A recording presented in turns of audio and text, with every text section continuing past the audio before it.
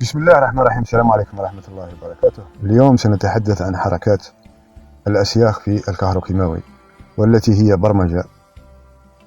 وقد تحدثنا سالفا عن بعض حركات أو كيفية برمجة الحركات بشكل سطحي، ربما لم يفهمه الكثيرون بل قلة الذي فهمت الشرح الذي سلف. سنشرح بشكل أدق بعدما شرحنا الكهروكيماوي في الفيديو السابق، وقد تركنا المجال للشرح للآخرين لمدة 2 ولم نرى لهم شرحا، حتى هم في حد ذاتهم ليسوا مقتنعين بما يقولون، فلا داعي لأن يقنعوا غيرهم. حركات قلنا قبل اليوم أنها تدخل في البرمجة على حسب الهدف، ليكون هناك جعل اختلاف في حركات السيخ من خلال البرمجة على اختلاف الأهداف. فقلنا سالفا أنه تستطيع أن تبرمج السيخ على أنه ينفرج عند حدود الفراغ ويؤكس عند نقطة صفر الفراغ. ومثلا هذه مجرد أمثلة. تستطيع أن تبرمج السيخ على المعدن الثمين أنه يؤكس فوقه ويضرب ضربات خفيفة إلى اليسار أو إلى اليمين، وتحدد هذه الضربات بعدد معين. وتستطيع أن تفعل ما تريد من برمجة. تستطيع أن تجعل أنه ينفرج فوق المعادن، والمعدن الفلاني كذا والمعدن الفلاني كذا. وهذه كلها كل ما ترونه من حركات للأسياخ في القنوات وفي الصفحات هو برمجة فكري. أي إنسان يذكر لك سيخه وطريقته ويأتي بعدها يذكر لك حركات السيخ كذا وكذا وكذا، فهي عبارة عن برمجة. تستطيع بذلك السيخ بتلك الطريقة تاع فلان أو علان أن تستخرج بها معادن بعكس ما يقول من حركات. هذا راجع إلى برمجتك. الشرح الأكثر تبسيطا للآخرين هو كيفية أو متى تبدأ البرمجة هذه. تحدثنا قبل اليوم أو في الدرس السالف أو في الفيديو السالف الأخير عن الكهروكيماوي والشروط التي يجب عليك فعلها من أجل أن يكون الكهروكيماوي صحيح. قلنا أنه تجعل من الشرطان الأساسيان هو أنك تجعل من هذا البحث تشويق وترفيه، وقلنا أنه الشرط الأساسي أنك لا تصطحب أحد، وقلنا أنه شرط صعب ولكن شرط موجود أساسي أنك تكون لوحدك من خلال البحث.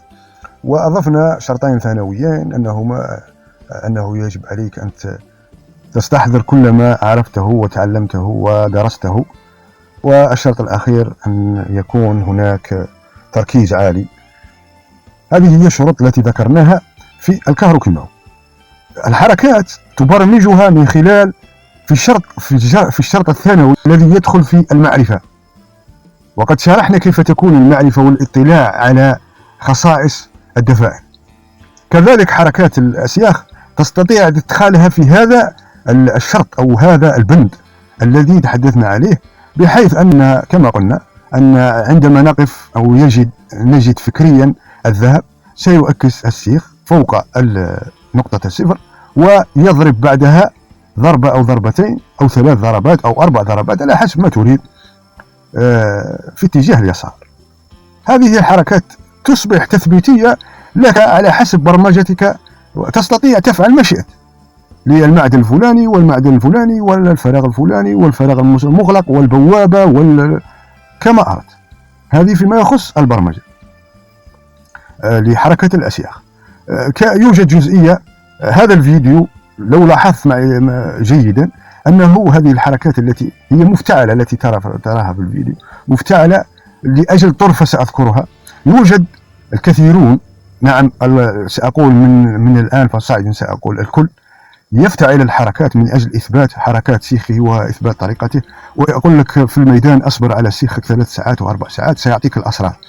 أنت لم تصبر على والديك ولم تصبر على أولادك وعلى أهلك، كيف تصبر على سلك الصم في السيخ ويعطيك أسرار للأسياخ؟ هذا كذب وبهتان، ولا داعي لتلفيق الدجل، لأنك ستصبح في الأخير أضحك، وقد بدأت تصبح أضحك، فلا داعي لذلك. والإعادة وتكرار أسرار وأسرار وأسرار. لا يوجد أسرار في الأسياخ، ولا يوجد أسرار في الاستشعار، ولا يوجد أسرار في أي علم، ولا يوجد أسرار في أي نظرية. طالع وتعلم وادرس، سيكون كل شيء أمامك والظاهر أمام عينك. ولا تجعل من فيديوهاتك، نتحدث عن الجميع، لا تجعل من فيديوهاتك الخصوصية وشيء تختص به أنت ولا يختص به غيرك. نحن ذكرنا الكهروكيماوي ليس لغرض أن ننفرد به، وإنما هو الأصل في جميع طرق ومعاملات الاستشعار بصفة عامة. تبقى لدى المتابع الحرية على حسب درجة ذكائه ورؤيته للأشياء أن يحكم على ما يراه، وغرضنا دائما هو تنوير العقول في هذا المجال ودحض كل ما هو كذب وبهتان ودجل، وكذلك النصح قبل الكشف. كنا دائما نعمل على النصح. إذا لم نرى من ردة فعل على الاستقامة أو ردة فعل لإعادة النظر فيما يروج له، نقصف ونكشف المستور. والسلام عليكم ورحمة الله وبركاته.